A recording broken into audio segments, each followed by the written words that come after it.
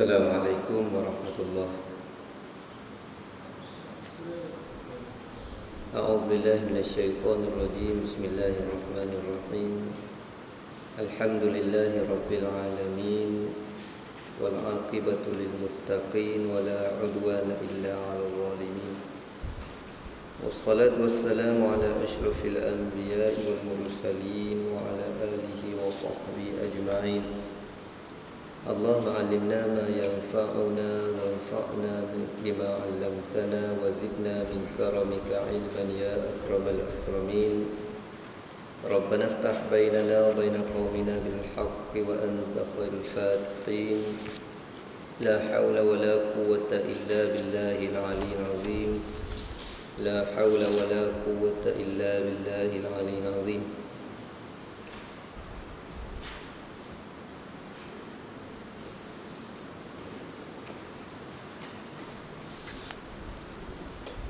Muslimin dan muslimat yang dirahmati dan dikasihi sekalian, pertama-tama alhamdulillah merapatkan kesyukuran kepada Allah Subhanahu wa taala kerana taufiknya kita bersama lagi pada malam ini. Merupakan kelas yang ke-47 dalam siri pembacaan kitab Bulughul Maram min Adillatil Ahkam karangan Imam Al-Hafiz Ibnu Hajar Al-Asqalani rahimahullahu taala.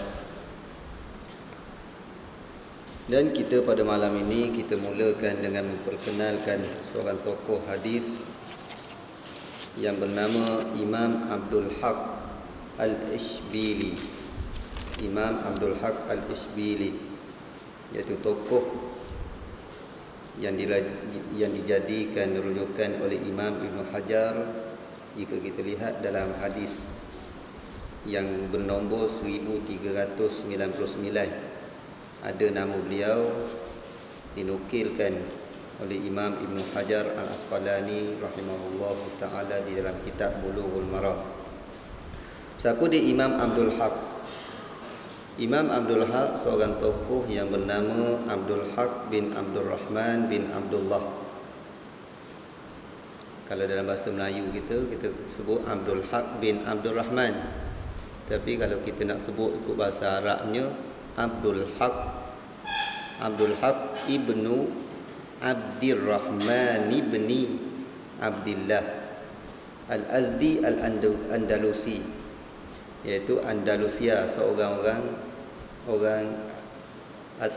berasal daripada Spanyol. Andalus, kota Spanyol, kota yang cukup ramai melahirkan ulama-ulama satu masa dulu. Tapi sekarang ni seorang ulama pun kita tak kenal. Bukan kata tak ada, kita tak kenal. Mungkin ada juga tokoh-tokoh ulama di sana, tetapi dah jadi negara minoriti umat Islam. Pernah satu ketika dulu menjadi negara yang membina tamadun Islam itu sendiri. Beliau lahir pada tahun 514 Hijrah. Selain daripada beliau merupakan tokoh hadis, beliau juga merupakan seorang faqih di negeri Andalus. Beliau mengarang beberapa kitab, walaupun tidaklah berapa popular kitab beliau, tetapi disebut beliau mempunyai kitab yang bernama Al-Ahkamus Sughra, Ahkamul Wusta dan Al-Ahkamul Kubra, dan beberapa kitab yang lain lagi, di antaranya Al-Jam'u Bainas Sahihain, kitab Al-Ahkam Sughra, Al-Ahkamul Wusta, Al-Ahkamul Kubra dan Al-Jam'u Bainas Sahihain, dan kitab-kitab yang lain lagi. Beliau wafat pada tahun 581 Hijrah. Berarti beliau merupakan tokoh ulama kurun yang ke-6 Hijrah. Jadi tuan-tuan tak tahulah, kalau saya nak ingat nombor ni agak susah sikit. Jadi saya sebagai peringkat awalnya saya suka mengapa ikut kurun sudah. Ulama ni ulama kurun yang ke-6, ulama ni kurun ke-7. Tahanlah, kita dapat satu gambaran dia duduk zaman mana. Dan kita dapat sedikit gambaran dia siapa tokoh-tokoh ulama sezaman dengan dia. Tapi kalau kita boleh hafal dengan nama-nama, dengan tarikh lahir, tarikh wafat, waktu lagi hebat. Saya ada seorang tokoh Tokoh waktu saya belajar dulu, tokoh yang masih muda lagi. Yang saya tengok tokoh-tokoh hadis, tokoh-tokoh ulama ni memang dia kenal, dia hafal satu-satu tarikh lahir dengan tarikh wafat. Iaitu tokoh yang bernama Dr. Badi Sayyid Laham. Masa saya duduk di Syria dulu, dia pensyarah di Universiti Damsyik. Dalam kuliah syariah dia mengajar hadis lah. Tapi nama-nama tokoh, sebut tokoh mana sekalipun dia ingat. Bila sebut nama, wafat pada tahun sekian-sekian. Sebut nama, wafat pada tahun sekian-sekian. Sebut nama, wafat pada tahun sekian-sekian. Secara spontan saja. Ini kehebatan orang yang boleh menghafal nama-nama. Dan memang tokoh-tokoh hadis pun dia dalam membicarakan masalah rijal, memang dia sangat menitik berat tentang tarikh lahir dan tarikh wafat. Kenapa? Di antaranya untuk nak membuktikan bahawa seorang perawi sempat dengan seorang perawi yang lain. Kerana apabila si fulan ambil hadis daripada si fulan, tengok tarikh lahir dengan tarikh wafat dia sezaman ataupun tidak. Kalau dia tak sezaman, bagi contohnya, orang yang diambil hadis tersebut wafat sebelum dia lahir 5 tahun. Lepas dia wafat 5 tahun baru dia lahir. Maka sanad tersebut dinamakan sanad yang munqati', yang terputus, yang boleh mencacatkan hadis. Jadi Imam Abdul Haq ini meninggal pada tahun 581 Hijrah, ulama kurun yang ke-6 Hijrah. Sebelum daripada Ibnu Hajar. Ibnu Hajar kurun berapa? Tunduk belaka. Kita baru tahu dah. Cikgu kalau dia tanya anak murid dia, anak murid tunduk. Tapi waktu cikgu belajar dengan saya tanya, cikgu pula tunduk. Kalau cikgu mengajar saya, tanya saya pula tunduk. Gitulah pusing-pusing super tula juga. Okey. Kitab beliau bernama Al-Ahkamul Kubra. Kitab ini walaupun merupakan kitab yang besar, tetapi tentang Imam Abdul Haq ini, di kedudukan dia dipertikaikan oleh ulama. Boleh dikatakan beliau ni di antara ulama walaupun hebat, tetapi termasuk daripada ulama yang dikatakan kasirul awham. Banyak kesilapan-kesilapan di dalam menukilkan hadis-hadis beliau. Sehingga Imam Ibnul Qattan, seorang tokoh hadis yang lain, mengarang kitab yang lain pula 2 jilid dalam menjawab ataupun dalam menjelaskan kesilapan-kesilapan yang dilakukan oleh Imam Abdul Haq di dalam kitab dia. Mungkin kita tertanya, kenapa Imam Abdul Haq ni yang dikenali banyak melakukan kesilapan? Imam Ibnu Hajar menukilkan juga kalam dia, jadikan dia juga sebagai rujukan. Tuan-tuan, kita kena ingat, seseorang walaupun dia ada kesilapan, tidak bererti semua kalam dia ditolak. Tambah lagi yang mengambil kalam dia adalah Imam Ibnu Hajar. Imam Ibnu Hajar seorang tokoh yang bergelar Amirul Mukminin dalam hadis.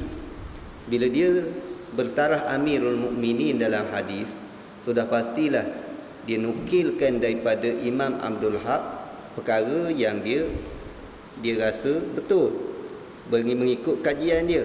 Jadi untuk nak menguatkan kajian dia menukilkan kalam-kalam ulama yang terdahulu. Selain daripada Abdul Haq, dia sebut juga nama-nama yang lain, tetapi dia sebut juga nama Imam Abdul Haq. Walaupun Imam Abdul Haq ini ada kesilapan-kesilapan yang tidak sedikit, kesilapan-kesilapan dia, sehingga ulama hadis yang lain boleh karang kitab 2 jilid menyatakan tentang kesilapan-kesilapan beliau. Okey, itulah dia sedikit pengenalan Imam Abdul Haq.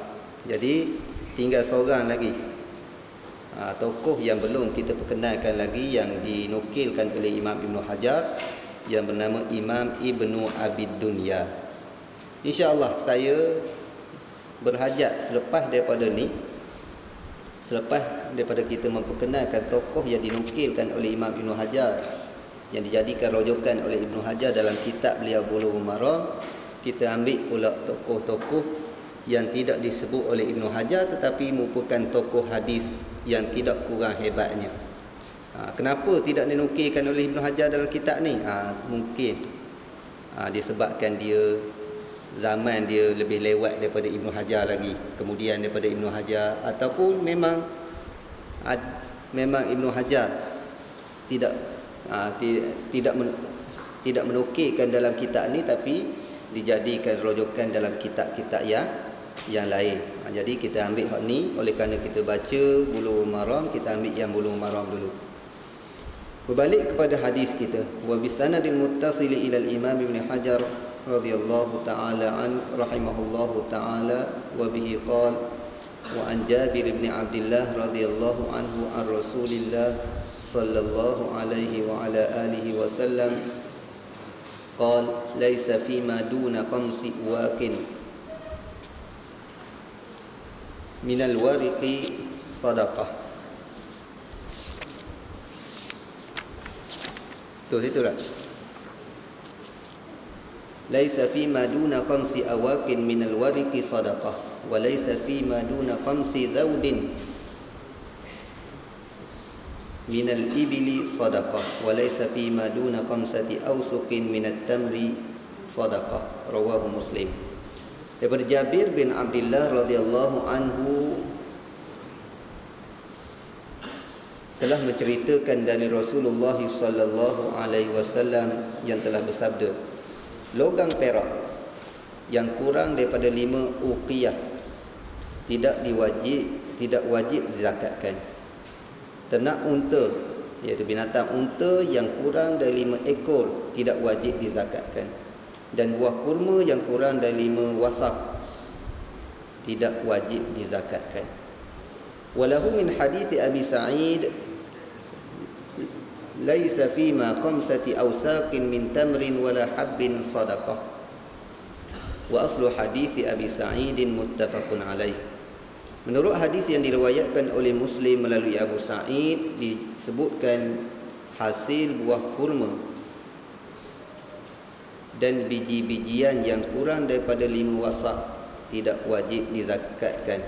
Asal hadis Abu Sa'id telah diriwayatkan oleh Bukhari dan Muslim. Yang pertama sekali bila sebut Jabir bin Abdullah, tuan-tuan, jangan kita lupa di sana ada 10, selain daripada 10 sahabat yang dijamin syurga, dia ada juga 10 sahabat yang paling banyak meriwayatkan hadis. Dia asyarah mubasysyirina bil jannah, 10 sahabat yang dijamin syurga, disebut dalam satu hadis secara sekaligus. Ada sahabat al-asyarah al-mukaththirina minar riwayah, 10 sahabat yang paling banyak meriwayatkan hadis. Di antara 10 sahabat tersebut, siapa dia? Jabir bin Abdullah. Jabir ni di antara 10. Dan hadis yang kedua juga Abu Sa'id Al-Khudri pun di antara 10. Jadi top 10. Top 10 di sudut periwayatan hadis di kalangan sahabat. Inilah nama dia. Jabir bin Abdullah Abu Sa'id Al-Khudri. Di kalangan 10 tu ada seorang wanita. Siapa dia? Ni tak tahu tak lihat. Kita biasa jumpa Aisyah radhiyallahu taala anha, dan 10 ni riwayat dia lebih daripada 1000 setiap seorang. Jadi apa pengajaran hadis ni? Yang pertama, hadis ini menceritakan, hadis Jabir menceritakan tentang nisab perak. Al-warik, jangan baca al-warak. Warik, ra bagi bawah. Kalau kitab yang tak ada baris tu, kalau suruh budak-budak baru belajar bahasa Arab, dia baca al-warak. Sebab dia tahu warakun kertas. Kalau baca warak kertas, al-warik ra bagi bawah makna al-fiddah atau makna fiddah, iaitu perak. Mana kurang daripada 5 uqiyah. Awaqin jamak pada uqiyah. Uqiyah ni satu timbangan arak dululah. Timbangan arak dulu, dan satu uqiyah menyamai 40 dirham. 40 dirham dan menyamai 140 gram satu uqiyah. Ni mengikut mazhab Hanafi. Mengikut mazhab yang lain lebih kurang satu uqiyah 100 gram. Tu maknanya qada-qada yang diwajibkan zakat. Sebab itulah zaman kita, sebagaimana saya sebut, kalau kita nak tepat betul, memang tak mampu nak tepat. Kerana bilangan dulu kita tak nak samakan dengan timbangan dulu kita nak samakan dengan timbangan sekarang, agak susah untuk kita nak tepat 100%. Berbanding dengan zaman sekarang bermula kita menggunakan kilo, sehingga sekarang tak berubah kadar berat dia. Tapi sebelum menggunakan kilo, menggunakan uqiyah, menggunakan kadar-kadar yang tertentu, sebagaimana masahah yang digunakan, adanya mil, batu, adanya farsakh, adanya marhalah dan seumpamanya. Yang ni kadar-kadar jarak-jarak yang tidak lagi digunakan di zaman sekarang ni. Jadi 5 uqiyah tu kita dah tahu bersamaan dengan 40 dirham. Satu uqiyah bersamaan dengan 40 dirham. 5 uqiyah bersamaan dengan 40 kali 5 200. Dulu kita dah jumpa dah hadis berkaitan dengan perak ini, Nabi sebut 200 dirham. Jadi ini sebagai ulangan saja. Yang kedua berkaitan dengan nisab unta. Nisab unta kurang daripada 5 tidak dikenakan zakat. Yang ni kita pun dah bincang dulu. Cuma penambahan yang baru, hukum yang baru kita jumpa dalam hadis ni berkaitan dengan nisab tanaman. Walaysa fima duna khamsati awsuqin minat tamri sadaqah. Kurang 5 awsuq. Awsuq ni juga timbangan zaman dulu. Timbangan zaman dulu awsuq. Mana kurang daripada 5 awsuq tidak dikenakan zakat bagi tanaman, bagi buah-buahan. Bukan tanaman ni, buah-buahan, iaitu yang disebut dalam nas hadis ini at-tamar. Dan disebut dalam hadis Abu Sa'id tambahan daripada tamar al-hab, iaitu jenis biji-bijian. Hadis Jabir sebut sejenis buah-buahan. Hadis Abu Sa'id menambah pula hab, makna jenis makanan, pemakanan, biji-bijian. Hab ni termasuklah termasuklah beras, termasuklah gandum dan yang seangkatan dengannya. Jadi bilangan 5 awsuq ni banyak mana? Bilangan 5 awsuq ni kalau dinisbahkan, kalau dikira dengan perkiraan yang dulu, bersamaan dengan 1 awsuq 60 gantang. Kita kira total lah. Mengikut mazhab Syafi'i,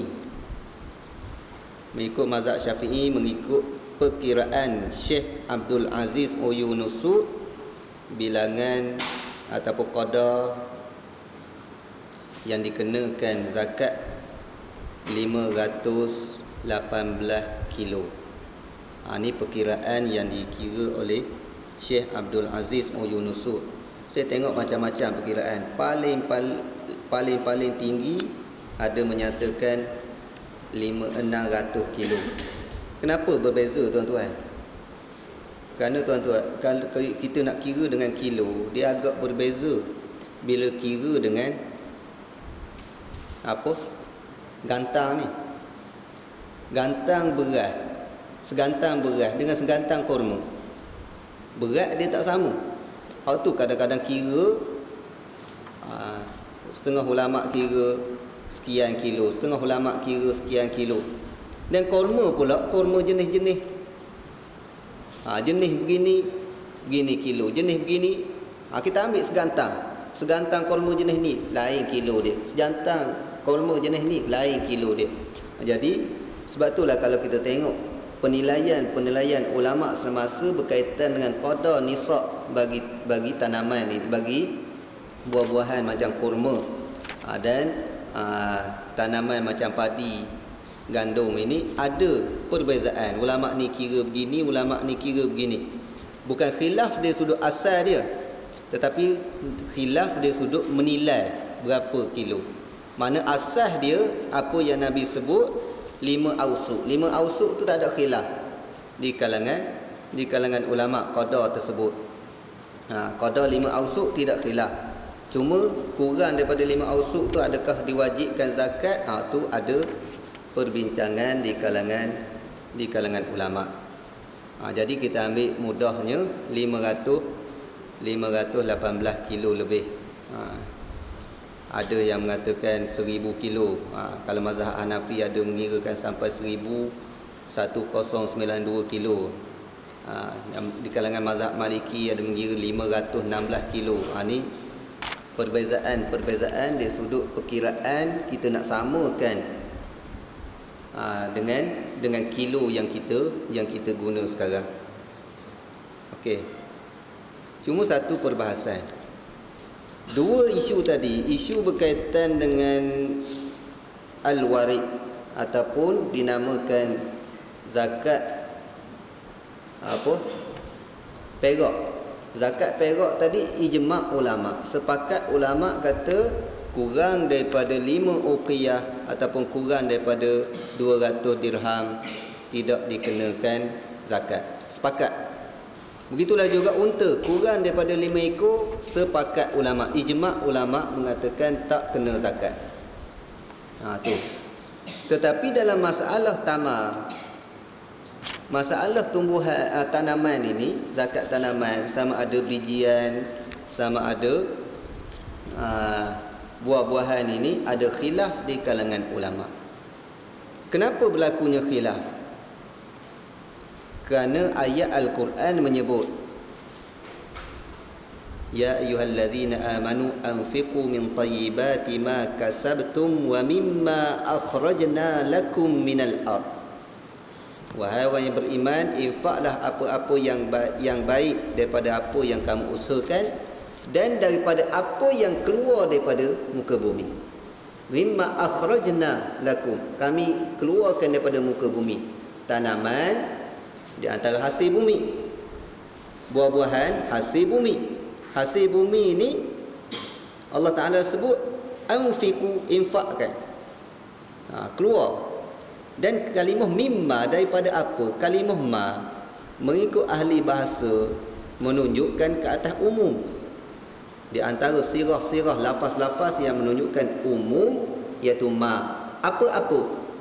Bila sebut apa-apa jangan kira lah. Bila sebut apa-apa jangan kira banyak mana. Maknanya dia umum secara mutlak. Dan inilah yang dipegang oleh mazhab Hanafi.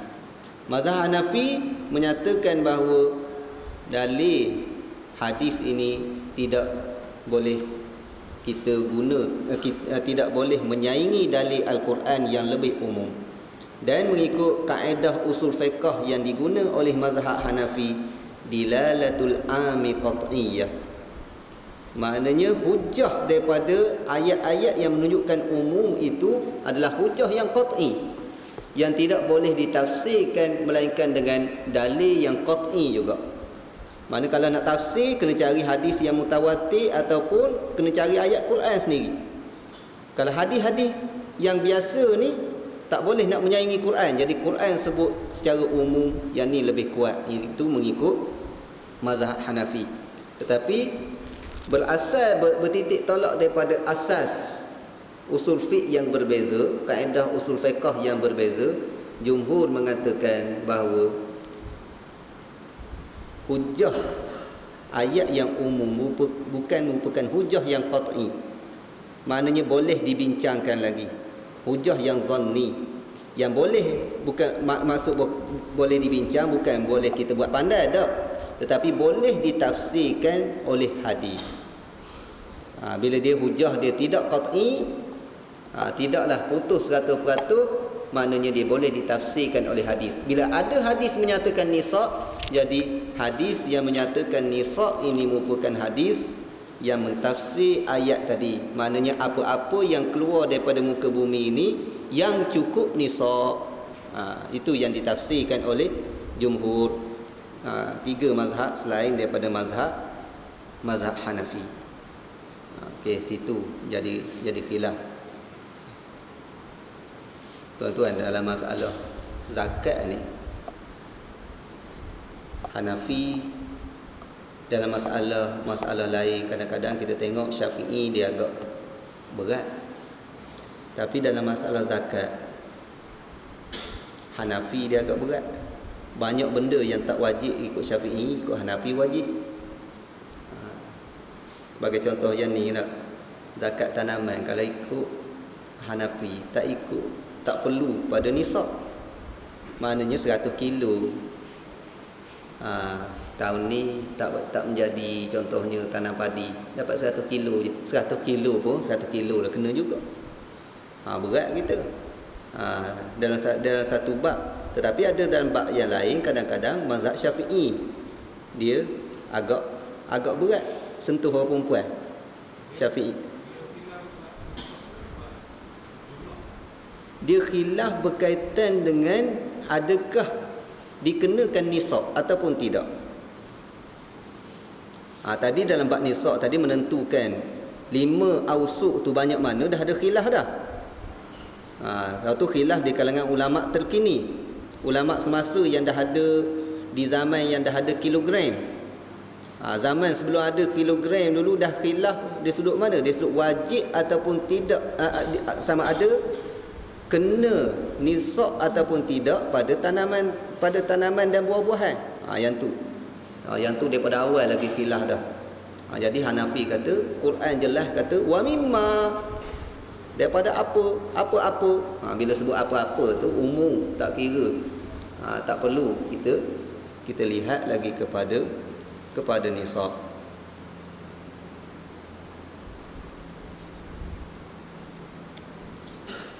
Kemudian kita tengok hadis yang berkaitan dengan masalah tanaman lagi.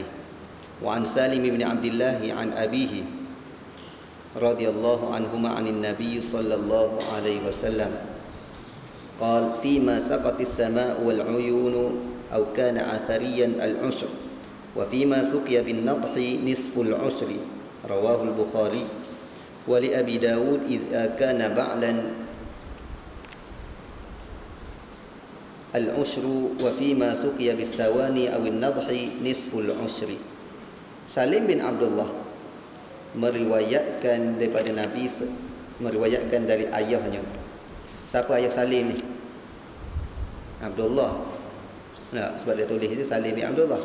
Abdullah bin apa ayah dia?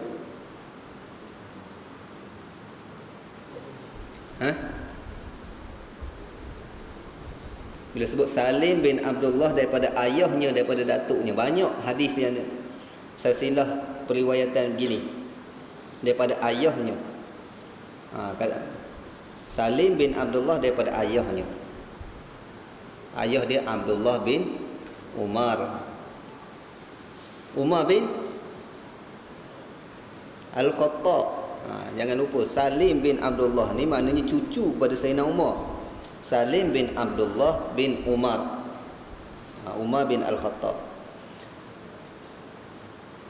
Daripada Salim bin Abdullah radhiyallahu anhuma telah meriwayatkan daripada ayahnya, daripada Nabi sallallahu alaihi wasallam yang telah bersabda, hasil pertanian yang pengairannya mengandalkan, iaitu bergantung kepada hujan. Itu pertanian yang disirami oleh hujan. Itu ayat yang mudah sikit.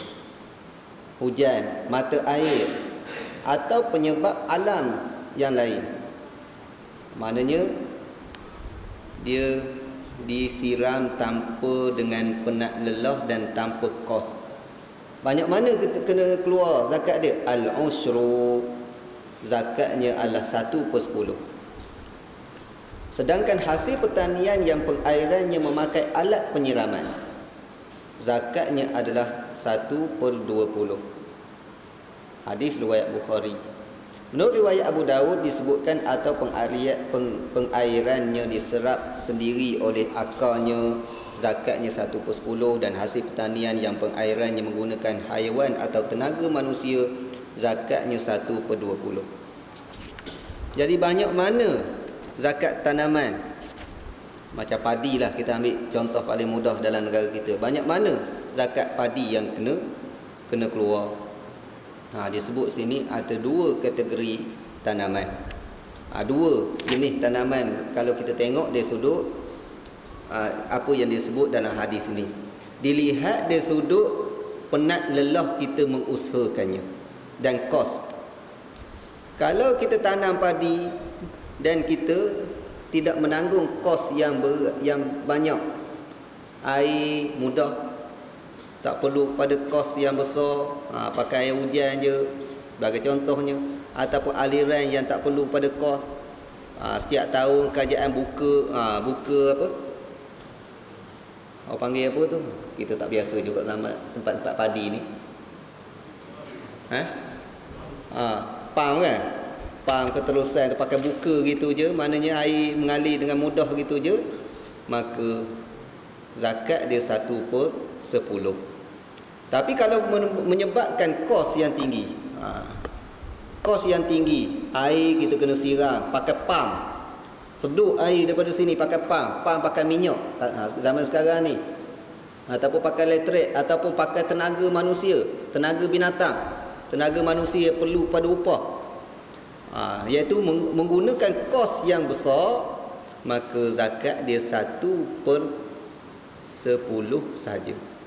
1/20, nisful usyri, separuh daripada 1/20, iaitu separuh daripada 1/10, iaitu zakat dia 1/20 sahaja. Sebab itulah ulama sekarang ni dikiaskan bila Nabi sebut yang menggunakan sawani, iaitu sawani ni adalah adalah unta yang angkut air kulu hilir tu, ataupun yang menggunakan an-nadh, orang yang ngangkut air, mana menggunakan tenaga. Nabi sebut 2 contoh tu, tapi kalau zaman sekarang ni ada ke lagi orang nak ngangkut air, pakai pikul, nak siram padi, tak berlaku dah, cuma pakai enjin, jentera. Ulama sekarang ni dikiyas juga jentera pun termasuk daripada satu bebanan kepada pesawah sebagai contohnya.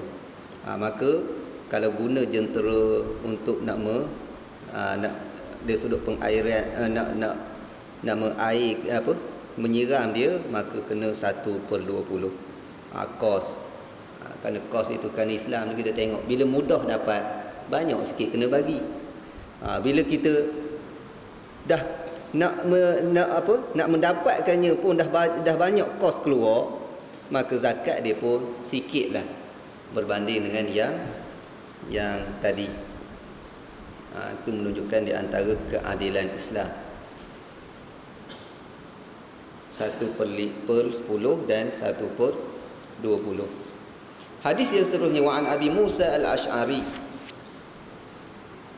wa Mu'adz radhiyallahu anhuma anna an-nabiy sallallahu alaihi wasallam qala lahumā la ta'khudhā fi as-sadaqah.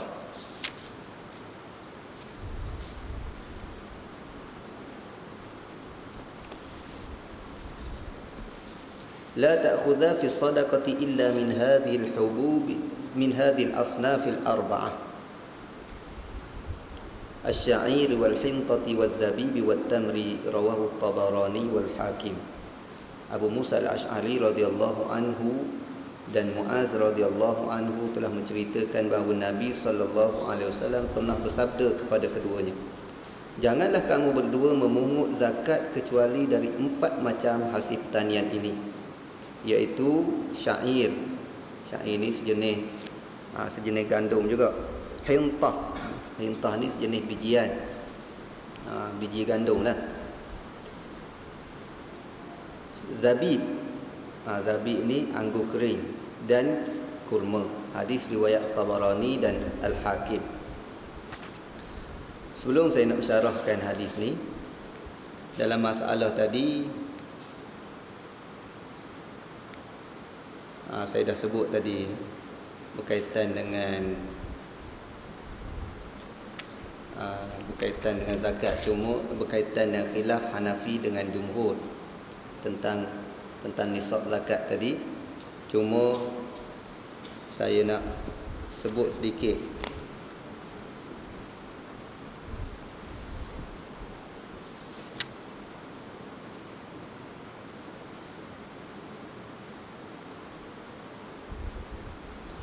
kesimpulan yang dibuat oleh Dr. Nuruddin Itte. Dia kata apa? Fa madhhabul hanafiyyati ahwat wa madhhabul jumhuri muayyadun bil ahadithi sahihah wa bi annahu arfaqu bi sahibi zuru'. Dia kata kita ada khilaf dua tadi. Hanafi kata tak kira sikit banyak kena tanaman, kena zakat. Jumhur, 3 mazhab lagi kata tak, mesti ada nisab juga. Jadi dia kata kesimpulannya mazhab Hanafi lebih cermat. Mana kalau lebih nak ikhtiar, rasa lebih puas hati lagi, sikit pun keluar juga zakat. Tu. Tapi dia kata mazhab jumhur juga dikuatkan juga dengan hadis yang sahih, bukannya hadis yang tak kuat. Dan mazhab jumhur ni lebih sesuai untuk kita meraihkan petani-petani. Maknanya dari sudut kita nak jaga kebajikan petani. Petani ni orang yang dah ghalibnya kebiasaannya orang susah lah kalau tak dapat. Tak boleh dapat 600 kilo dah. Sekali keluar, maknanya sesak lah tu. Tak ada tanah dia sikit sangat, bendang dia, relung dia kecil sangat. Berapa relung sangat tak? Satu relung dapat berapa kilo biasa? Ada biasa sini? Berapa? Suku satu relung keluasan suku ekar berapa kilo biasa dapat? Tak biasa belaka sini tak? Kadang biasa. Jadi maknanya kalau tak dapat sekali 160 kilo biasa. Kalau 160 kilo maknanya sikit sangat. Kena keluar pula 1/20. Suatu bebanan kepada petani. Sebab itulah Dr. Nuruddin Itte dia kata berdasarkan kalau dilihat dari sudut ni, kita berpegang dengan pendapat jumhur ulama yang tidak mewajibkan melainkan sampai nisab adalah lebih sesuai. Jadi kalau sikit, kurang pada 600 kilo dah kena zakat, dah lah dapat sikit. Dapat sikit tapi kena zakat pula, jadi suatu bebanan. Tapi kita jangan sampai kita mengkritik mazhab tu. Jadi kita kata lebih sesuai untuk orang-orang yang susah. Kalau dapat sikit, tak perlulah zakat. Mana kita berpegang pandangan jumhur tersebut. Tapi kalau orang tu walaupun susah tapi dia nak warak lebih, buatlah. Jadi kalau dia sikit pun keluar zakat, jumhur pun kata tak apa. Jumhur kata tak wajib je, bukan kata keluar tu haram. Tak wajib je, nak buatlah. Tu lebih warak. Hadis yang kita baca, hadis Abu Musa dan Muaz pula. Nabi menyatakan 6 jenis tanaman yang diwajibkan zakat.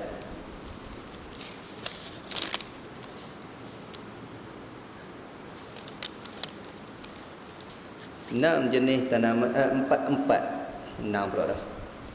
4 jenis tanaman yang diwajibkan zakat. Jangan ambil daripada barang-barang yang lain. Dan sebelum syarah hadis ni kita baca riwayat Daruqutni pula. Walid Daruqutni an Muadzin fa amal kitha wal bittiq wal rumman wal qasab faqad afa anhu Rasulullah sallallahu alaihi wasallam. Wa isnaduhu dhaif. Riwayat Daruqutni melalui Muaz iaitu bin Jabal radhiyallahu anhu disebutkan ada pun mengenai timun, tembikai, delima dan tebu, maka Rasulullah sallallahu alaihi wasallam membebaskannya dari zakat. Namun sanad hadis ni lemah. Hadis yang pertama tadi Abu Musa dengan Muaz disebut 4 jenis. Bila sebut 4 jenis, selain daripada 4 jenis ni kena zakat tak? Dalam masalah ni banyak khilaf di kalangan ulama. Nabi sebut jangan kamu ambil zakat melainkan 4 jenis. Lebih pada selain daripada 4 ni, tu jadi khilaf di kalangan ulama.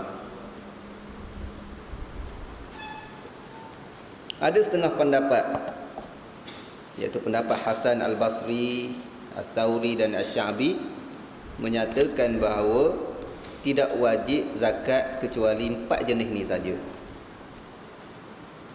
Bila Nabi sebut 4 jenis ni, jenis gandum syair dan gandum yang dinamakan hintah, zabib dan tamar sahaja. Syair, hintah, zabib dan tamar saja yang diwajibkan zakat. Hak lain tak kena.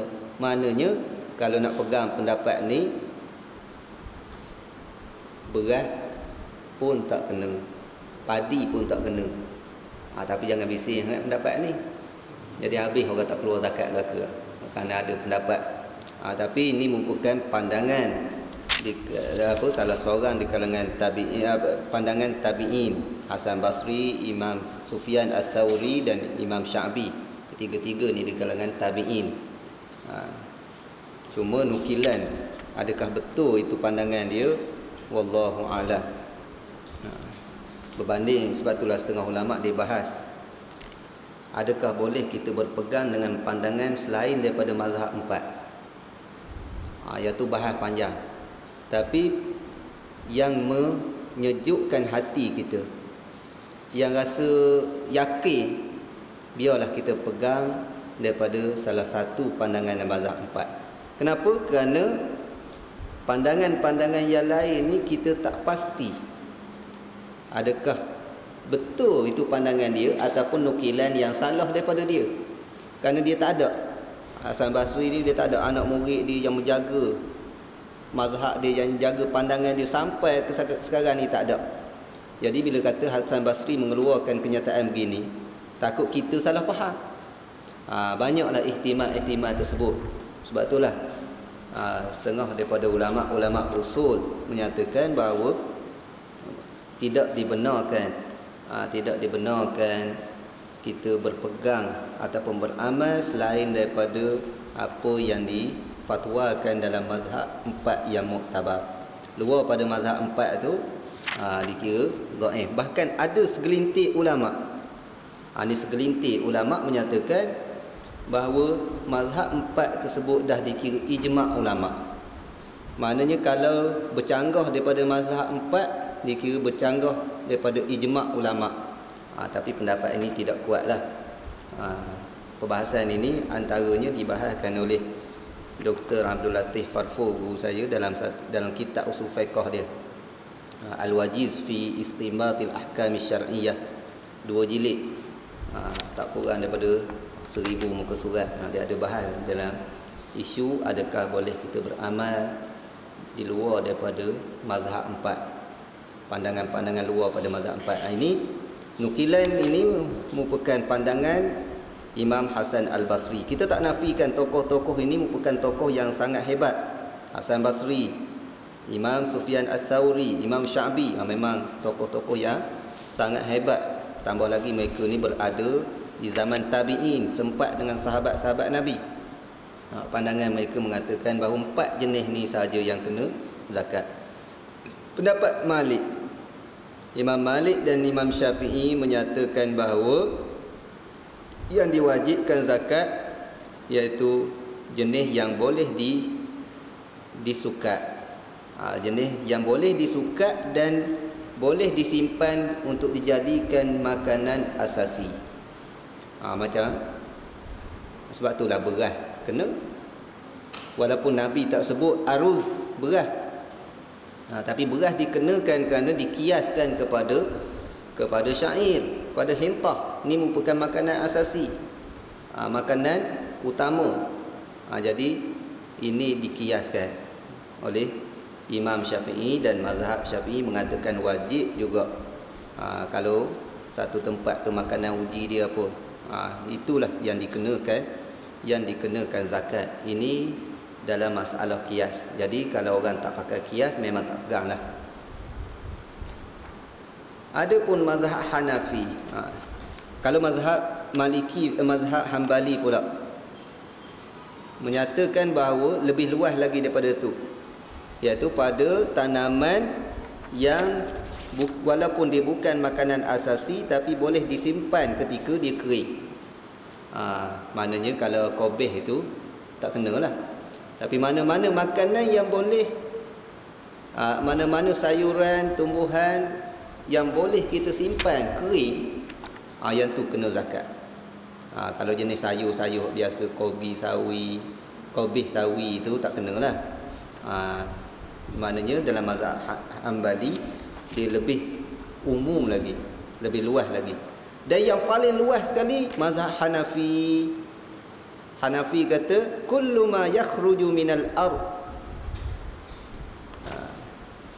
illa al-hatab wal hashish wal qasab. Melainkan dia kata kayu api, dia tak kena.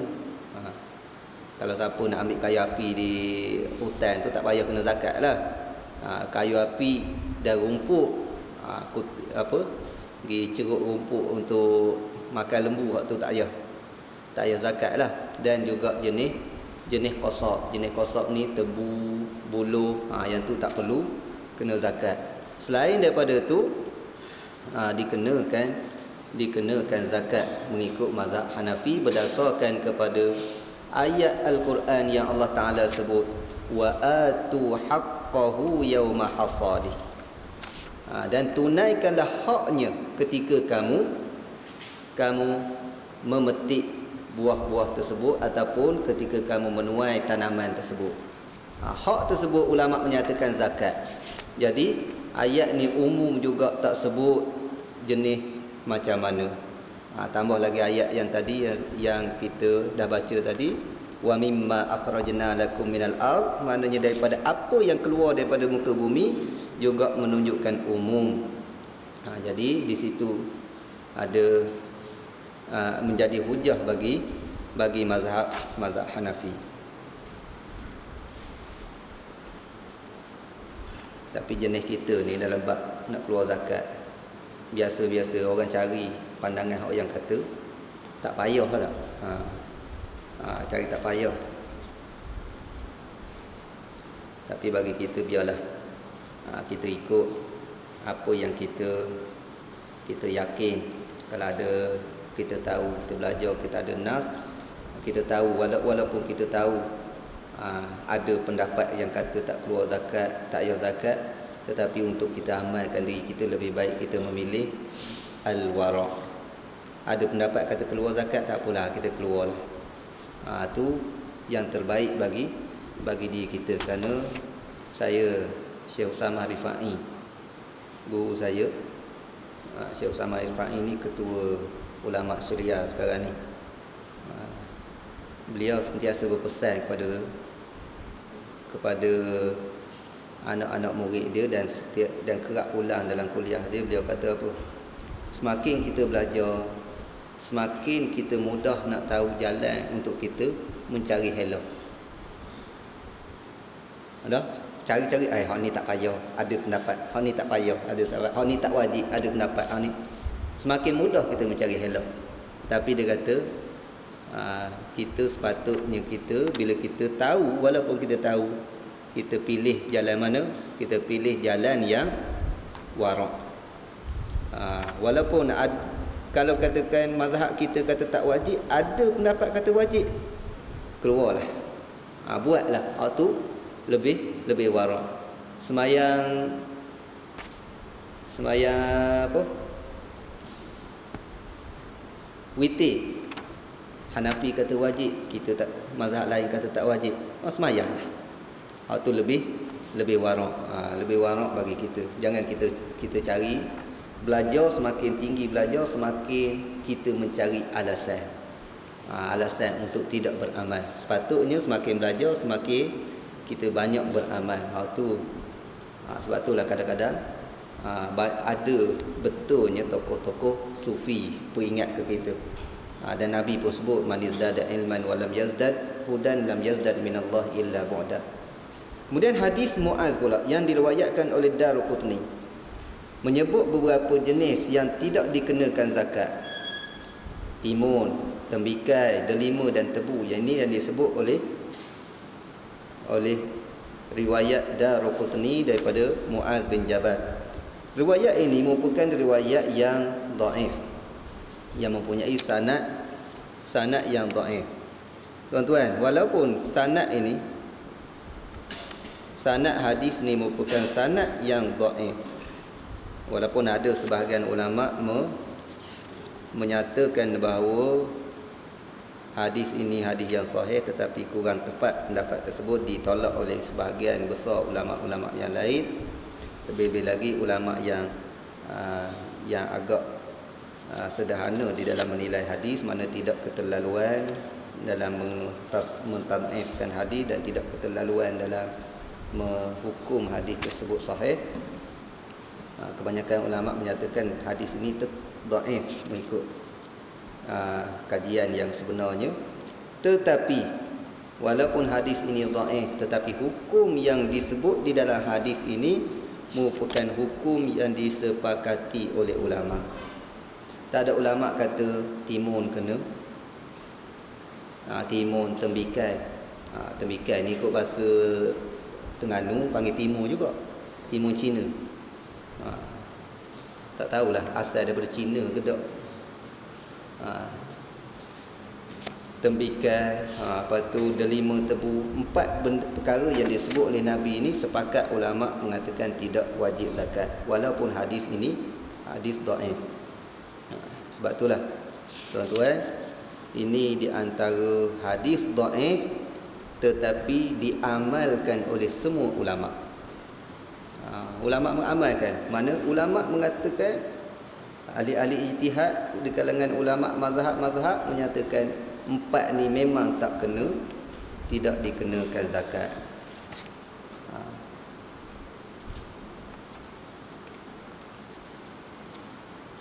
Hadis yang seterusnya, wa an Sahl bin Abi Hathmah radhiyallahu anhu qala amarna Rasulullah sallallahu alaihi wasallam idza kharastum fakhudhu wa da'u thuluth fa in lam tad'u thulutha fad'u ar-rubu'.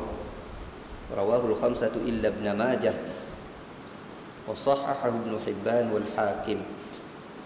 Sahal bin Abi Hathmah radhiyallahu anhu menceritakan bahawa Rasulullah sallallahu alaihi wasallam pernah memerintahkan kepada kami,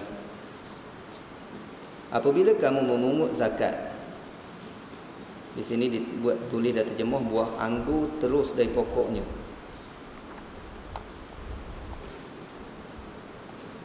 Buah anggur terus daripada pokoknya itu tafsiran daripada penterjemah, tidak sebut dalam hadis. Buat kurungan tu.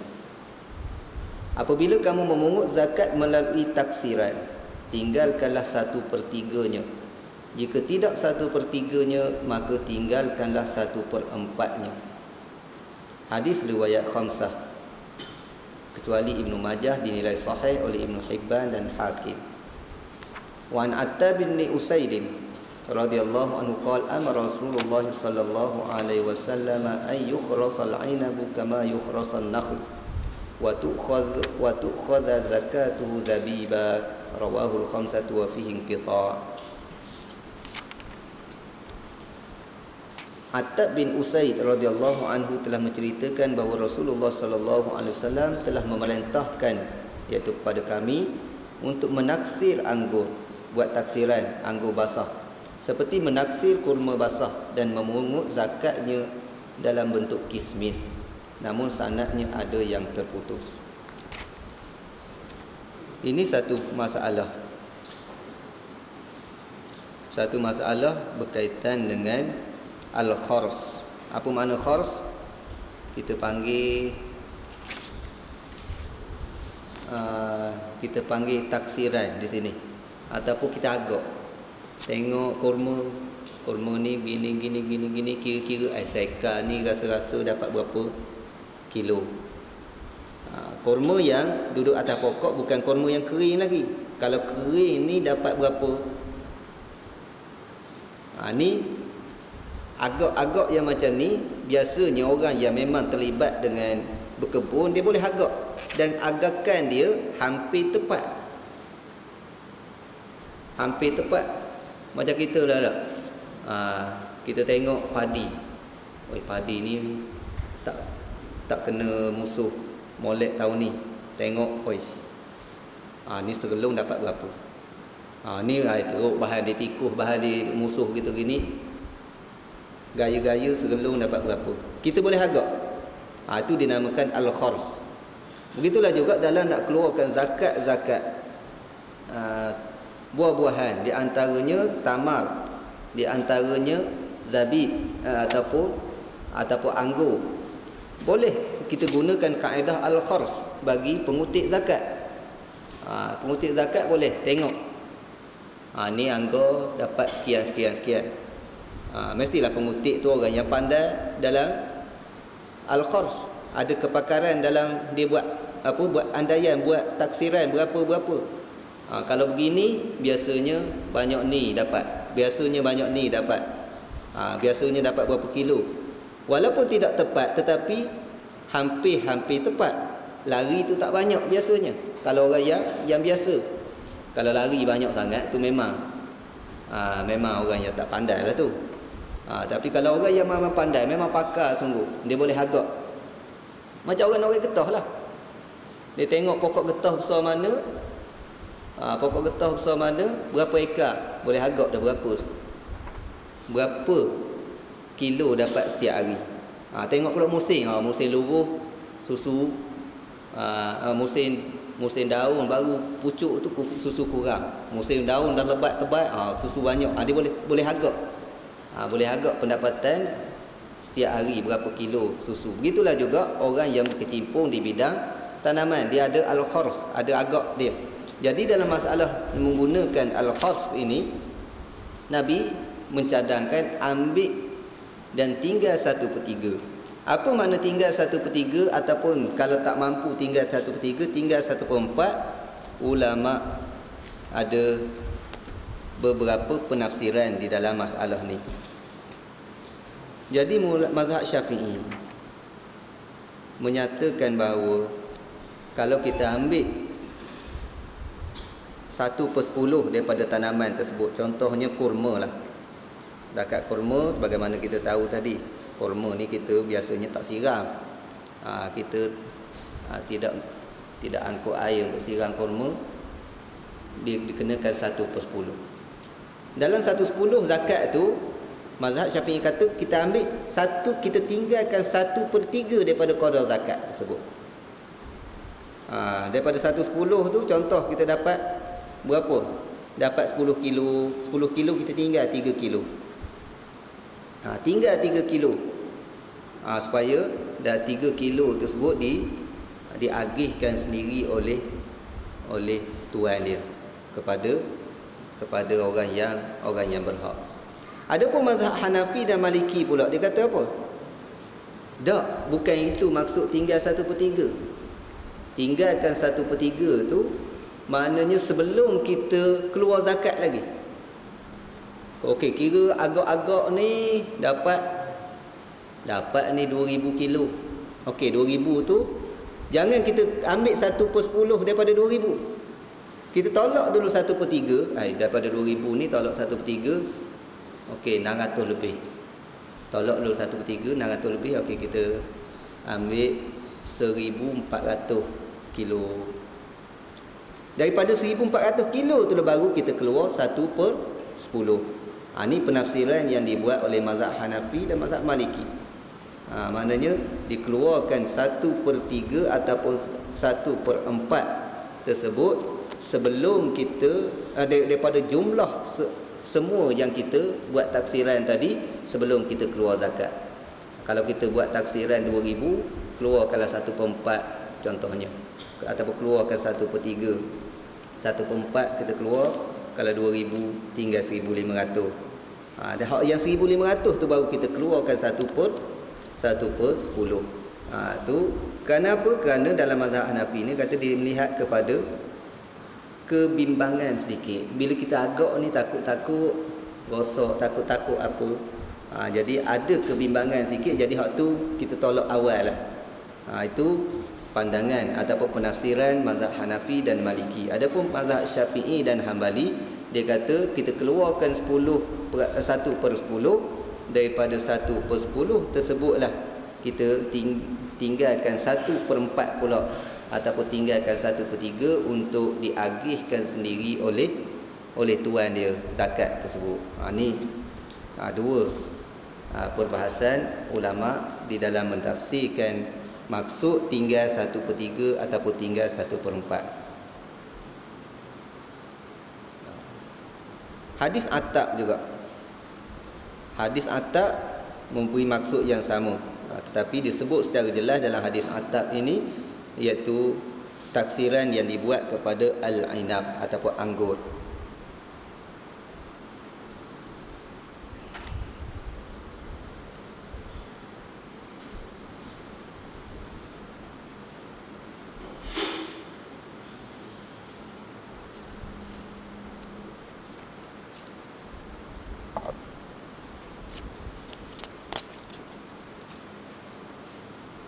Kita terus pada hadis yang seterusnya. Saya ajak nak habis sampai zakat fitrah. Wa an Amr bin Shu'aib an abihi an jaddihi qala anna imra'atan atat an-nabiy sallallahu alaihi wasallam wa ma'aha ibnatun laha wa fi yadi ibnatiha miskatan min dhahab. فقال لها أتعطين زكاة هذا؟ قالت لا. قال أيسرك أن يصورك الله بهما يوم القيامة سوارين من نار فألقتهما. رواه الثلاثة وإسناده قوي وصححه الحاكم من حديث عائشة. Diriwayatkan daripada Amr bin Shu'aib dari ayahnya, dari datuknya. Ingat tak silsilah ni apa? Amr bin Shu'aib daripada ayahnya, daripada datuknya. Silsilah sanad hadis Hasan. Amr bin Shu'aib daripada ayahnya, daripada datuknya, yang telah menyatakan bahawa pernah ada seorang wanita datang kepada Nabi SAW dengan membawa puterinya yang mengenakan sepasang gelang emas di tangannya. Maka Nabi SAW bertanya kepadanya, apakah kamu telah membayar zakat gelangnya? Wanita itu menjawab, tidak. Nabi SAW bersabda, sukakah kamu jika nanti pada hari kiamat Allah akan mengenakan kepadamu sepasang gelang api kerana belum membayar zakat kedua-duanya? Maka spontan wanita itu melepaskan sepasang gelang puterinya itu. Hadis riwayat Salasah, sanadnya kuat dan dinilai sahih oleh Hakim melalui hadis Aisyah. Wa an Ummi Salamah radhiyallahu anha annaha kanat talbasu awdahan min dhahabin faqalat, ya Rasulullah, akanzun huwa? Qala idza addaiti zakatahu falaysa bikanzin. Rawahu Abu Dawud wa Ad-Darqutni wa sahhahahu al-Hakim. Ummu Salamah radhiyallahu anha menceritakan bahawa dahulu Ummu Salamah pernah memakai perhiasan emas. Lalu dia bertanya, wahai Rasulullah, apakah perhiasan ini juga termasuk kanzun, iaitu harta simpanan? Batu harta simpanan yang dinyatakan oleh ayat yang disebut dalam ayat surah At-Taubah, bahawa orang yang menyimpan harta simpanan ini akan dibakar dalam neraka.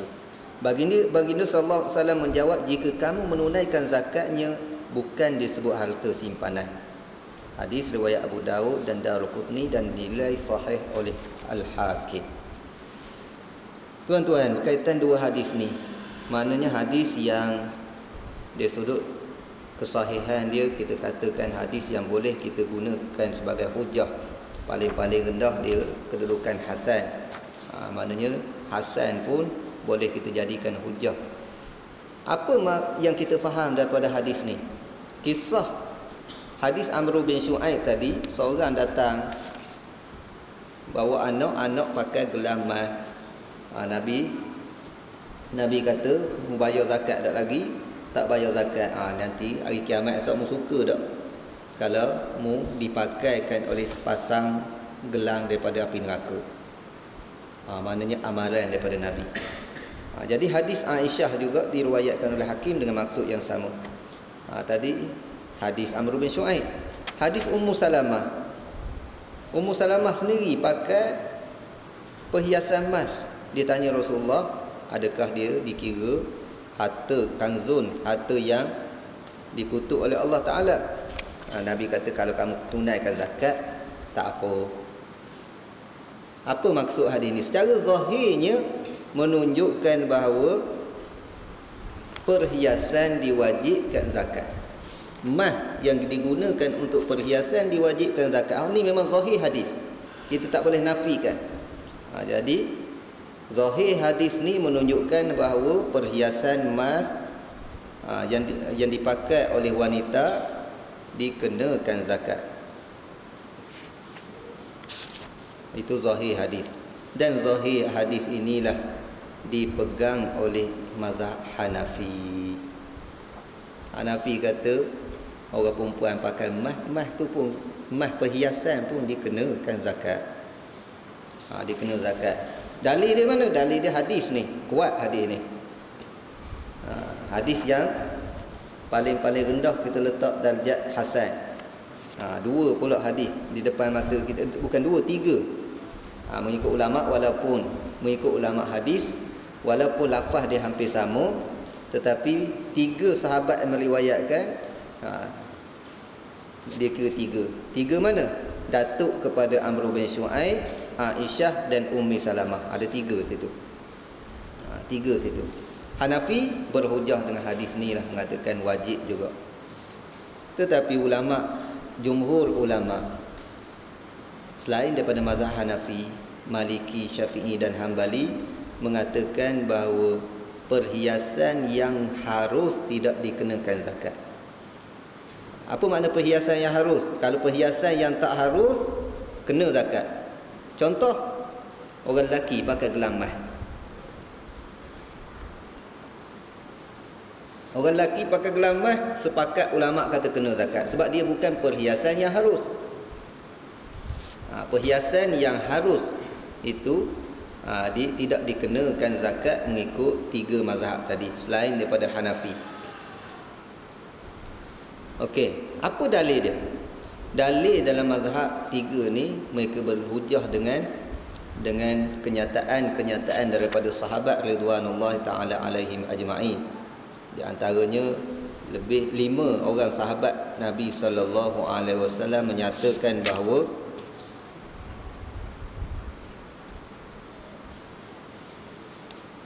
sahabat Nabi menyatakan bahawa perhiasan tidak dikenakan zakat.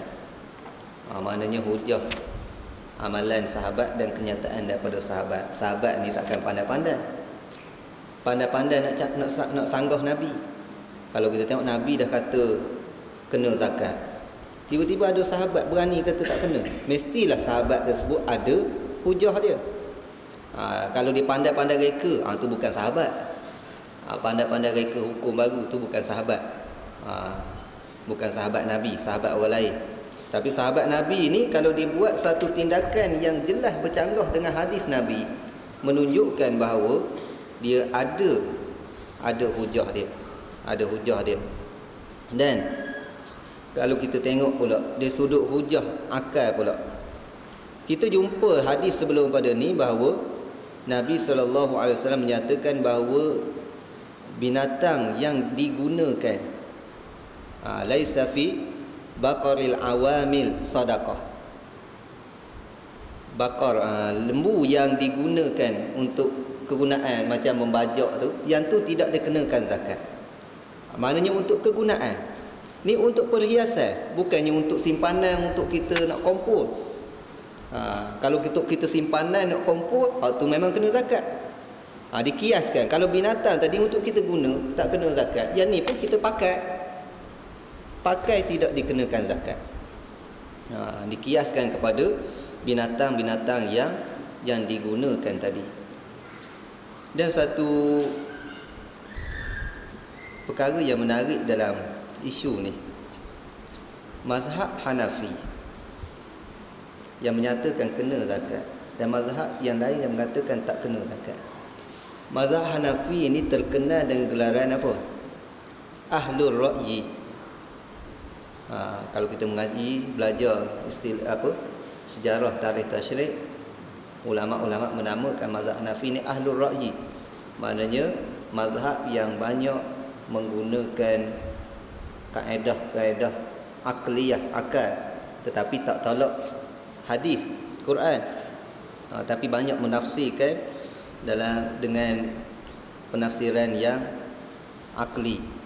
Tetapi mazhab Syafi'i dan Hambali, Maliki ni dia lebih kepada ahlul hadis, lebih kepada nas. Tapi kadang-kadang dalam isu, setengah-setengah isu, kita lihat terbalik.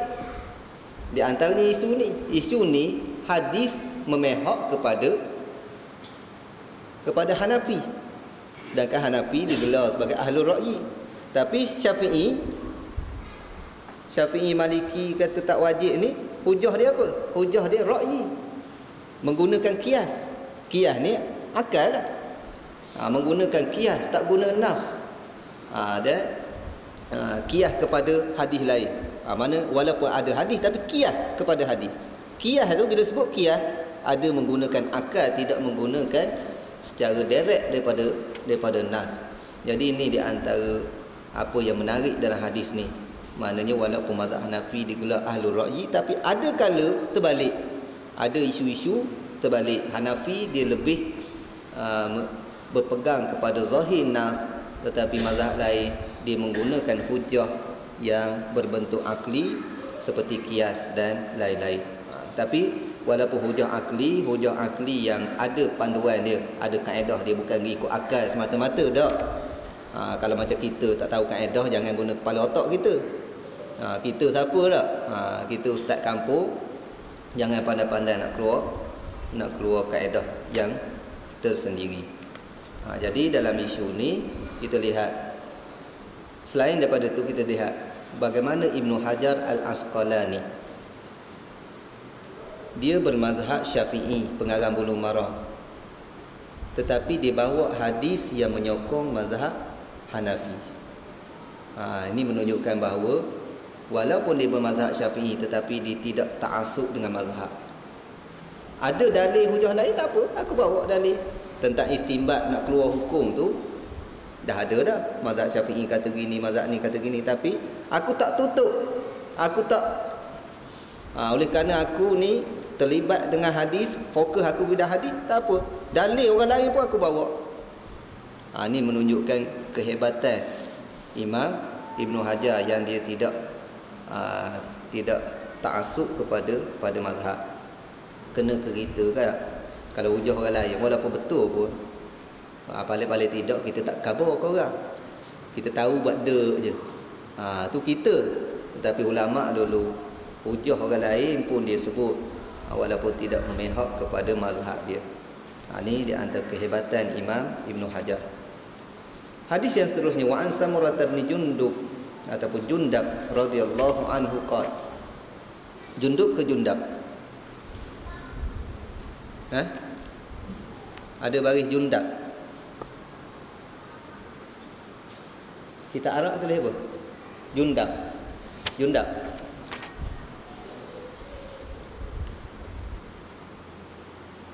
Saya biasa dengar daripada guru saya, banyak baca Samurah bin Jundub. Tu biasa saya dengar. Samurah bin Jundab. Kalau Jundub ni Junadah. Tapi di sini saya dapat satu ilmu yang baru. Doktor saya, Dr. Nordin itu, dia tulis dua-dua baris. Dan mengikut apa yang dia biasa sebut, mana-mana kitab dia kata kalau yang dia tulis dua baris tersebut, maknanya dibolehkan berlaku. Mana junduk pun boleh, jundak pun boleh. Jadi kalau kita nak tulis, nak buat dhabit, nak ta'liq sikit, kita boleh ta'liq tepi. Kalau kita tulis junduk, yang dah tulis junduk boleh dibaca dengan jundak. Kalau tulis jundak boleh dibaca dengan junduk. Mana dua-dua.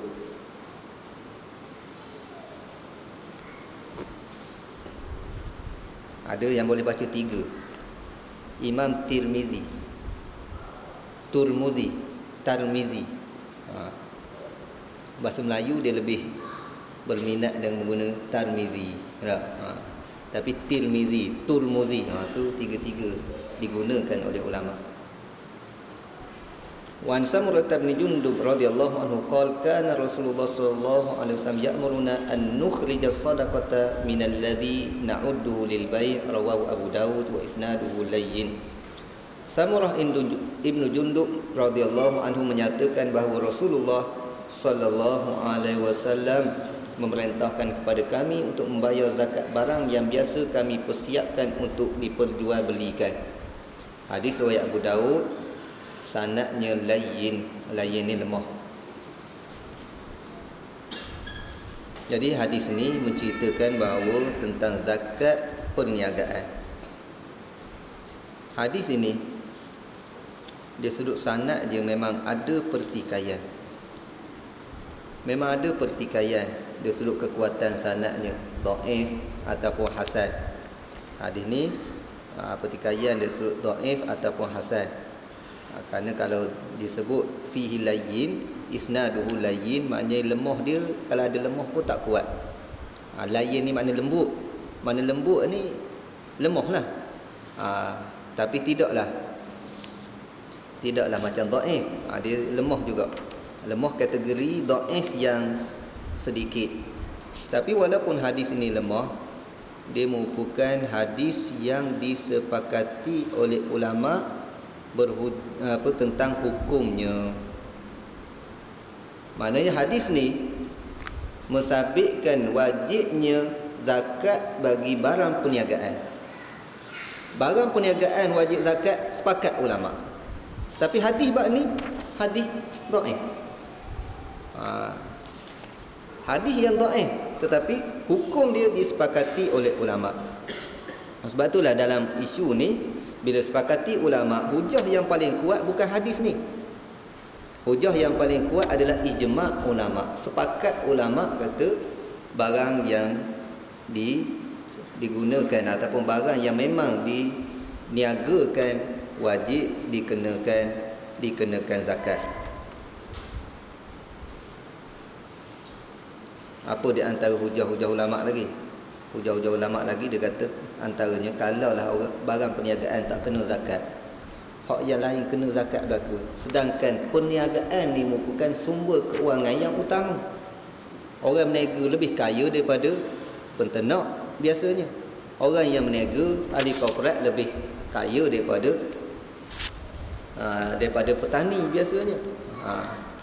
Dan satu benda yang tak menasabah orang yang lebih kaya tak kena zakat. Tambah lagi Nabi sebut tu'khadhu min aghniyaihim faturaddu ala fuqaraihim. Zakat ni diambil daripada orang kaya, diserahkan kepada orang miskin. Jadi orang kaya, bila sebut orang kaya, kebanyakan orang kaya disebabkan berniaga. Walaupun ada kaya dan sebab ternak binatang dan seumpamanya, tapi perniagaan tidak dinafikan. Cuma hadis perniagaan merupakan 1/10 daripada rezeki. Apa status hadis tu?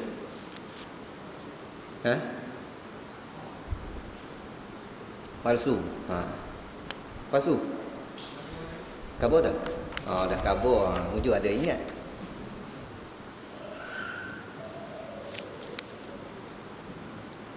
Tak ada arah dah, tak ada soalan tambahan. Kalau dia tak khabar gitu, kita tanya daripada siapa khabar yang hukum palsu. Dan dia pulang balik kita tu tak ada apa lah. Okay, sepakat ulama dalam isu barang yang diniagakan dikenakan zakat, tak kira barang yang macam mana. Tapi ada juga ulama, segelintir ulama, tapi pandangan ni memang ditolak 100% oleh ulama-ulama yang lain, menyatakan bahawa barang perniagaan tidak dikenakan zakat. Ni di antara pendapat yang dinamakan pendapat yang syaz, yang kita tolak lah. Ni tak payah masuk dalam buku lah.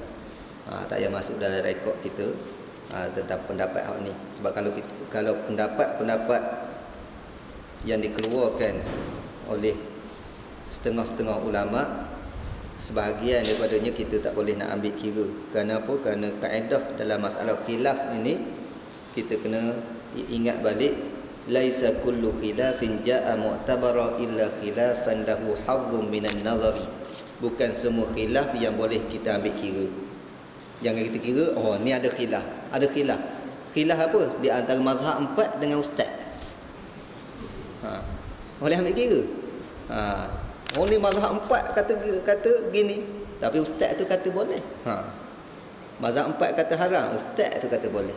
Tu tak boleh ambil kira. Yang tidak ada hazzum minan nazari, tidak ada hujah yang kuat. Tapi kalau kita tengok mazhab 4, pendapat-pendapat yang muktamad di dalam mazhab 4, memang dia ada hujah dia, dan ulama-ulama dalam mazhab 4 ni dia kaji balik, dia meneliti balik hujah-hujah dalam mazhab, sehingga mereka pilih pandangan-pandangan yang muktamad di dalam mazhab. Jadi waktu agak selamat sikit. Hadis terusnya, wa an Abi Hurairah radhiyallahu anhu anna Rasulullah sallallahu alaihi wasallam qala wa fi rikazil khumus muttafaqun alaih. Abu Hurairah radhiyallahu anhu menceritakan bahawa Rasulullah sallallahu alaihi wasallam bersabda, zakat harta rikaz adalah 20%. Ini hukum baru. Hadis muttafaqun alaih, iaitu Bukhari dan Muslim. Hukum berkaitan dengan rikaz. Rikaz ni apa makna rikaz? Dafinul jahiliyah. Apa makna dafinul jahiliyah? Iaitu barang-barang yang ditanam oleh orang jahiliyah dulu, kemudian kita jumpa dalam tanah. Dia tanam emas, perak, dalam tempayan contohnya, kita jumpa dalam tanah. Maka itu dinamakan rikaz. Dalam istilah Melayu kita panggil harta karun. Harta karun. Dekat karun tenggelam di Mesir tu. Mungkin harta dia merayak sampai ke Malaysia. Tapi tuan-tuan, itu nak menunjukkan kayanya karun, sehingga istilah tu orang guna lagi. Harta siapa? Harta karun. Nak gambarkan kayanya karun. Jadi 1/5. 1/5. Kita baca hadis yang seterusnya. Wa an Amr bin Shu'aib an abihi an jaddi. Sesilah apa ni? Tadi kita jumpa dah, Amr bin Shu'aib. Sesilah hadis hasan. Anna Nabiy sallallahu alaihi wasallam qala fi kanzin wajadahu rajulun fi kharibah. In wajadtahu fi qaryatin maskunatin fa'arifhu, wa in wajadtahu fi qaryatin ghairi maskunatin fa fihi wa fi rikazil khumus. Akhrajahu Ibnu Majah bi isnadin hasan. Amr bin Shu'aib meriwayatkan daripada ayahnya, daripada datuknya, bahawa Rasulullah sallallahu alaihi wasallam menanggapi harta karun, iaitu berkata kepada harta karun yang ditemui oleh seorang yang pernah terbiak seseorang di tanah yang terbiak, iaitu harta yang tersimpan dalam tanah lah. Pernah bersabda, Nabi pernah bersabda tentang isu tersebut, jika kamu menemuinya di kampung yang berpenghuni. Jumpa di mana? Jumpa di Seri Damai contohnya. Seri Damai di kawasan ni memang orang dah duduk lama dah. Tapi kalau jumpa di kawasan yang orang tak duduk lagi, hutan mana? Hutan Sungai Lembing contohnya. Ada lagi hutan Sungai Lembing? Ke tak ada lah, habis lah.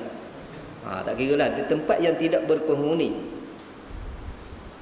Jika kamu menemuinya di kampung yang berpenghuni, maka umumkanlah penemuannya. Dan jika kamu menemuinya di kampung yang tidak berpenghuni, maka zakat penemuannya dan juga harta rikas adalah 1/5, iaitu 20%. Hadis diriwayatkan oleh Ibnu Majah dengan sanad yang hasan. Jadi isu ni, isu harta rikas. Harta rikas, harta yang kita jumpa di dalam tanah. Dan harta ni kita kena tengok keadaan. Kita jumpa di mana? Kalau tempat tu, kampung tu asalnya ada penduduk, memang kita baru beli tanah situ, jumpa kawasan tu, kita kena elan dulu. Dia tidak dinamakan rikas, dia dinamakan luqatah, harta yang kita jumpa. Harta yang kita jumpa ni kena elan setahun dulu. Istihar di masjid. Kalau jumpa di Seri Damai, istihar di masjid Seri Damai, surah sekitar Seri Damai, aku jumpa dalam tanah ni dulu. Rasanya siapa dulu duduk kawasan ni? Siapa tuan dia? Mungkin tuan dia lupa. Anak-anak cucu dia cari tak jumpa. Toki dia dulu tak, rupanya tanah harta di situ. Tak ada wasiat khabar ke cucu tanah dalam tanah tak. Jadi kena iklan. Kena iklan perkara tersebut. Kalau dah iklan setahun dalam masalah luqatah ni, barulah dia boleh milik. Kena iklan. Tapi kalau dia jumpa di satu tempat yang tidak ada penghuni, jumpa tengah hutan. Dalam hutan memang tak ada penghuni. Walaupun orang pergi simpan dalam hutan, tu tak kira. Tak boleh ambil kira. Orang simpan dalam hutan, tu tak boleh ambil kira. Tempat yang tidak berpenghuni, dia boleh milik secara direct. Milik secara direct. Pergi tebang-tebang balok apa tu, jumpa satu tempayan emas.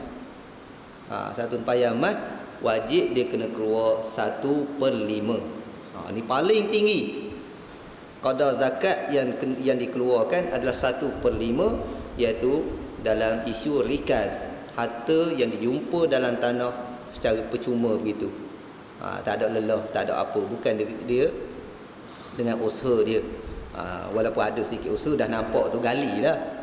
Tapi itu tidak ada apa penat lelah dia kena 1/5 daripada harta tersebut. Maknanya setelah dia keluar 1/5, harta tersebut jadi milik dia sepenuhnya. Jadi 4/5 jadi milik dia. Jumpa satu tempayan, 1/5 tempayan kena keluar zakat. Dijadikan zakat 4/5 lagi. Boleh kita milik.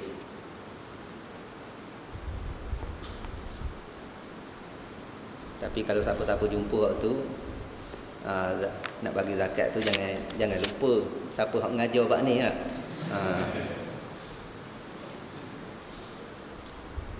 Takkan belajar dengan Ustaz Khairul tanya bagi zakat cari orang lain. Berat menanam tak? Okey, wa an Bilal bin Harith radhiyallahu anhu anna Rasulullah sallallahu alaihi wasallam akhadha min al-ma'adinil qabliyyati sadaqah. Bilal bin Harith menceritakan bahawa Rasulullah sallallahu alaihi wasallam telah memungut zakat dari hasil ma'adin, iaitu ma'adin ni galian. Dia sudah pertambangan, saya tak faham kalimah pertambangan, tapi saya faham kalimah ma'adin. Qabaliyah ni satu daerah di yang jarak, satu daerah di Madinah yang jarak dia berapa,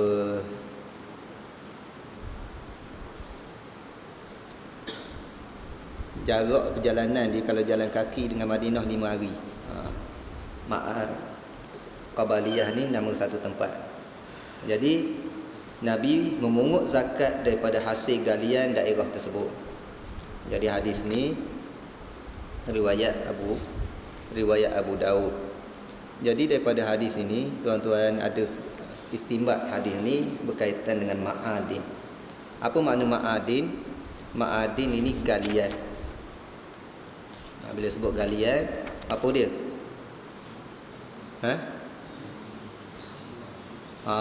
Besi apa tu semua sekali kita namakan galian. Tetapi dalam isu galian ini ulama ada khilaf juga. Hadis ni sebut galian. Nabi ambil daripada galian, daripada ambil zakat daripada galian daerah Qabaliyah ni. Dalam masuk, ya apakah yang dimaksudkan galian? Adakah umum semua galian ataupun dikhususkan kepada galian-galian yang tertentu? Dalam masalah tu mazhab Syafi'i menyatakan galian yang diwajibkan zakat hanyalah emas dan perak sahaja. Mana kalau kita buat biji timah, dapat apa? Galian kita biji timah, dalam mazhab Syafi'i tak kena zakat. Itu dinamakan mengikut mazhab Syafi'i. Hanya emas, galian emas dan perak saja. Galian besi, biji besi tidak dikenakan zakat. Walaupun kita yang mengusahakan tersebut tak dikenakan zakat. Pendapat yang kedua, yang dimaksudkan dengan galian tersebut iaitu galian yang boleh itu dengan api, macam emas, perak dan galian-galian yang lain, termasuk tembaga, yang boleh kita lebur dengan api. Yang boleh dileburkan dengan api itu dinamakan galian yang dikenakan zakat. Itu pendapat mazhab Hanafi. Maksud galian di situ apa? Adapun mazhab Hambali dia lebih umum dalam membicarakan tentang galian. Galian ini mengikut mazhab Hambali bukan setakat apa yang disebut oleh Syafi'i, tapi yang disebut oleh Hanafi pun ya juga. Dia tambah lagi semua jenis galian. Tak kira jenis galian yang macam mana, termasuklah jenis tar, jenis gas, jenis petro. Itu termasuk belaka mengikut mazhab Hambali. Jadi kalau nak bahas tentang petro kena tak kena, memang ada khilaf di kalangan ulama. Dah, mazhab Maliki pula kata apa? Mazhab Maliki dia kata yang kena zakat hanya galian emas dan perak saja. Tetapi selain daripada emas dan perak, dia adalah milik kerajaan. Tapi jangan kuat-kuat sangat mazhab Maliki ni. Dapat ke dia masalah royalty, puas pula kita nak berhujah. Ini pendapat mazhab Maliki mengatakan selain daripada emas dan perak kita tak boleh milik. Maknanya maksud tidak boleh milik ini syarikat ke apa ke tak boleh milik. Tapi milik yang patut menikmati perkara tersebut, harta tersebut, yang memiliki harta tersebut adalah kerajaan. Ini pendapat mazhab Maliki. Tapi tuan-tuan, walaupun ada hujah lagi, walaupun kerajaan boleh miliki, tapi perjanjian dah ada dah. Bab perjanjian, al-muslimuna ala syurutihim. Orang Islam berpegang kepada janji-janji mereka. Jadi cukuplah setakat tu kita berhenti kat zakat fitrah. Ada beberapa soalan.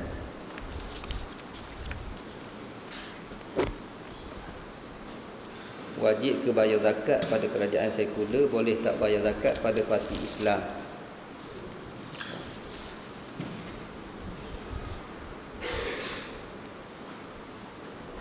Kalau kita yang punya emas tapi digunakan oleh isteri untuk buat hiasan, adakah dikenakan zakat? Okey. Wajib ke bayar zakat pada kerajaan sekular? Tuan-tuan, masalah kita bayar zakat kepada imam ataupun pada kerajaan ini ada perbahasan panjang di kalangan ulama. Kalau kerajaan yang adil, harta dia ada terbagi kepada dua pula. Ada harta zahirah dan ada harta batinah. Itu panjang perbahasan dia. Harta yang zahir yang memang kerajaan nampak, macam lembu, itu harta zahir. Harta zahir memang wajib bayar ke kerajaan kalau kerajaan yang adil. Maksud adil di sini, adil bukan bukan adil di sudut dia tu adil, tetapi adil di sudut pengurusan zakat. Mana pengurusan zakat tu tidak menyeleweng, maka dikenakan bayar kepada kerajaan dalam amwal az-zahirah, tapi amwal batinah tidak diperlukan. Itu kesimpulannya. Tapi kalau kerajaan dapat dikena pasti menyeleweng dalam pengurusan zakat, dalam masalah tu kebanyakan ulama kata tidak diperlukan lagi kita bayar zakat kepada kerajaan. Bahkan ada ulama kata tak sah bayar kalau kita tahu dia menyeleweng. Tapi ada juga ulama mengatakan itu tanggungjawab kerajaan. Dia menyeleweng, itu salah dia. Kita bayar pun dikira sah juga. Tu ada perbahasan yang panjang di kalangan ulama. Tuan-tuan, saya ada satu buku yang ditulis oleh satu kajian ataupun satu kertas kerja yang hampir 100 muka surat yang ditulis oleh Dr. Umar Sulaiman Ashqar dalam isu ni. Mana saya dah baca sedikit sebanyak, memang kesimpulan apa yang saya sebut tadi. Maknanya mudah-mudah tak payahlah kita bayar kepada kerajaan kalau ada keraguan dalam pengurusan zakat tersebut. Tapi keraguan dalam isu lain tidak menjejaskan hukum. Contohnya kalau orang kata tak boleh bayar kerajaan kerana isteri Perdana Menteri tak pakai tudung. Tu tak betul hujah begitu. Hujah begitu tak betul. Tapi kalau kata tak boleh bayar ke kerajaan kerana pengurusan agihan zakat ada perkara yang meragukan, tu baru betul dia sudut hujah. Tapi bila sudut meragukan tak meragukan, tu saya tak nak bahas di sini. Tu kena buat kajian yang lain. Okey. Kemudian boleh tak bayar zakat kepada perjuangan Islam? Tuan-tuan, disebut dalam ayat Al-Quran wa fi sabilillah. Kalimah fi sabilillah dalam ayat-ayat Al-Quran hampir keseluruhan menjurus kepada jihad. Kecuali yang disebut oleh Dr. Umar Sulaiman Ashqar mengatakan 2 tempat saja kalimah fi sabilillah tidak bermaksud jihad. Yang lain bila sebut fi sabilillah jihad. Dan disebut jihad adalah peperangan. Sebab itulah dalam isu ni ada ulama yang bahas fi sabilillah tu umum, tak kira apa benda. Tak kira apa benda fi sabilillah, asalkan jalan-jalan kebajikan pun boleh, tak ada masalah. Nak buat jalan raya, nak buat apa pun, hak tu termasuk fi sabilillah belaka. Tetapi pendapat ini adalah pendapat yang paling lemah. Kenapa paling lemah? Kerana kalau kita kata boleh belaka, dah sebab apa?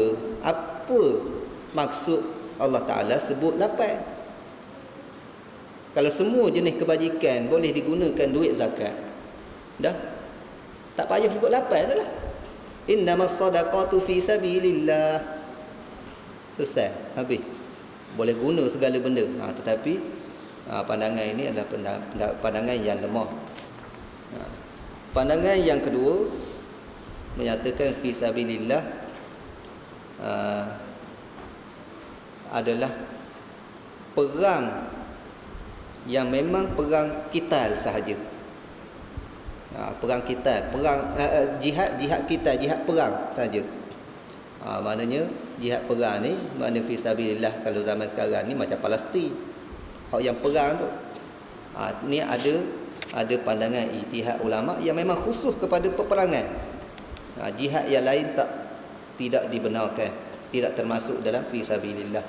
Tetapi ramai di kalangan ulama-ulama terkini semasa, di antaranya Syekh Manak Qattan, kalau tak silap saya antaranya lagi Dr. Abdul Karim Zaidan, dan ramai lagi ulama-ulama semasa menyatakan bahawa jihad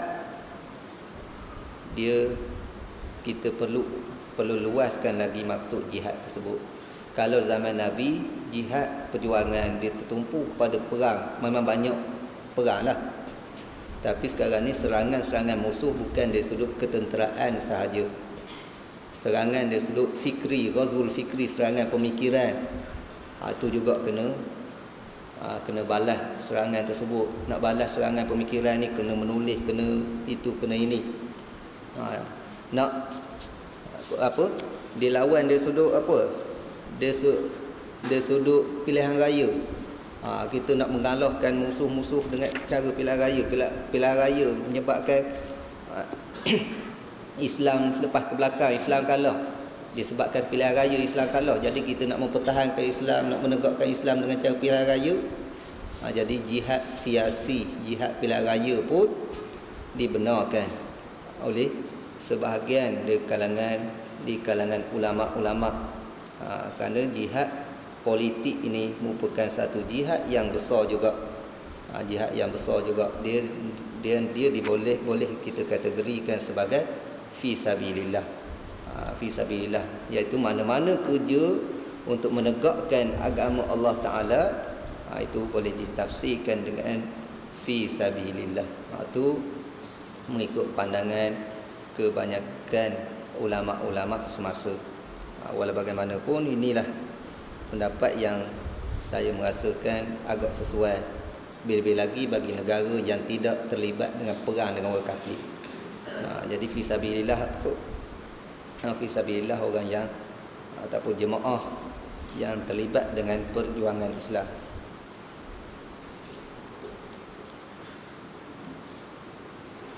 Kalau kita punya emas tapi isteri pakai, adakah kena zakat? Masalah milik siapa emas, milik isteri ke milik kita ke, hak tu tak dikira. Dikira perhiasan yang harus milik kita, tapi bagi je, pinjam bini pakai. Ni hak abang ni, abang beli untuk ayam pakai. Kalau abang esok abang ada, abang jual. Maknanya hak tu dibagi pinjam, tak kena zakat juga. Tak kena zakat. Kalau bagi sungguh pun, ni tak apalah, sempurna hari jadi ni abang beli gelang satu, beli gelang, beli rantai, hadiah. Kita bagi hadiah, milik betul ke dia, tu pun tak kena zakat. Sama ada kita bagi milik dia pakai hak milik dia, ataupun dia pakai hak milik orang lain, pun tak kena zakat. Sebab itulah tuan-tuan, kalau siapa ada banyak barang emas, bini dia tak rasa tak sanggup nak pakai banyak, dia kena bagi pinjam ke orang belaka. Bagi orang ni 2 hutah, orang ni 2 hutah, orang ni 2 hutah rantai, semua 20 hutah, semua orang pinjam belaka, tak kena zakat. Orang pinjam pakailah. Tu kaedah kaedah yang nak melepaskan daripada zakat.